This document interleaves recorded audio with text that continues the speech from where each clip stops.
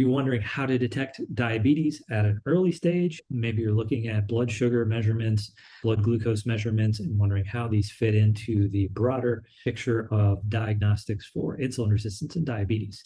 My name is Dr. Terranella, and in this video, we're going to look at just that. We're going to look at some of the glucose parameters, blood sugar parameters for detecting diabetes at different stages, and we're going to look at what some of these numbers might be telling you. Now, for a quick disclaimer, the information in this video is for informational purposes only. It's not intended as a treatment for any health condition or as a substitute for seeing an actual doctor or medical professional. It should be used as an educational guide to deeper your understanding of your own health and treatment success. If medical attention is needed, don't delay in seeking that attention.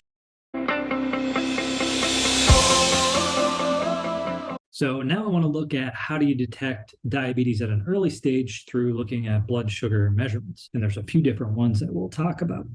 So first of all, your blood sugar can fluctuate a lot throughout the day as part of just normal human physiology, normal functionality. Your body does have specific hormone systems that regulate the ups and downs of your blood sugar. Those hormone systems are trying to keep it within a fairly tight range. However, sometimes those hormone systems are not enough to compensate for the high amounts of carbohydrate that we might be consuming on a regular basis. When that happens, the blood sugar will start to rise outside of that tight range. And this can be detected with your various blood sugar testing modalities. Fasting blood sugar should be less than 99 milligrams per deciliter, but ideally it would be in the low 90s and even in the 80s. Postprandial or after eating glucose should be below 140, and it really shouldn't get above that at any point throughout the day. Sometimes the fasting blood sugar test can be a little bit misleading and can go outside of what we consider normal in the high 90s and even in the hundreds, and you actually don't have a problem with your blood sugar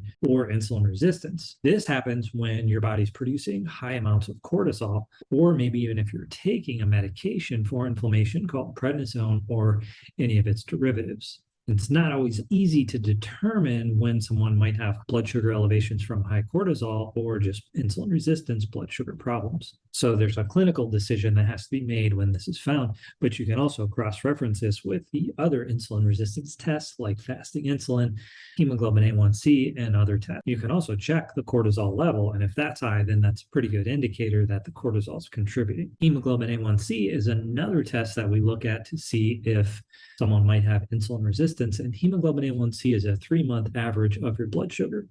Think about every second of every day in the past 3 months from the time your blood was drawn, that is averaging out what your blood sugar has been, and it gives you a percentage, 5.6% or 6.6%. That is your hemoglobin A1C, and it's a percentage of the glycation that is occurring on that hemoglobin molecule. And that's basically like a cooking process that's occurring. Sometimes people can have medical issues where this test is not actually accurate. These are things like thalassemia or anemia. So with thalassemia, the red blood cells and hemoglobin stick around longer. Therefore, that hemoglobin has the opportunity to interact with more glucose molecules over the period of that 3 months. A larger proportion of those red blood cells are actually going to be older than the average red blood cell in people without thalassemia is 3 or 4 months. And so you're getting an artificial elevation in the glycation on those hemoglobin molecules. And the opposite is true with anemia, or if you're cycling through your red blood cells more quickly than in their normal size, then you're going to have a artificially lower hemoglobin A1C. So in these cases, it's better to use a different test, something like a fructosamine, or even a continuous glucose monitor may be appropriate. Another type of glucose test that we might want to look at is the postprandial. So this is also known as the 2-hour postprandial glucose test or glucose challenge test. And basically in this test, you get a set amount of carbohydrate.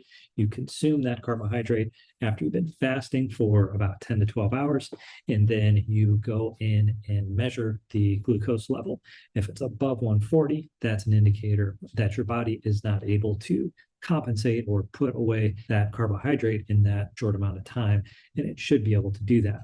We'll go into this 2-hour postprandial and different intervals of checking when we look at Dr. Kraft and his methodologies for looking at insulin resistance. But just to note here that the 2-hour postprandial glucose challenge test is a little bit more sensitive in some people at detecting blood sugar abnormalities. So you may not have problems when you're fasting, but after mealtime, you may be showing elevations in your glucose. So that is yet an even earlier way to detect problems with blood sugar. All right, that should give you a better understanding of how to detect diabetes at an early stage through looking at some of the glucose parameters.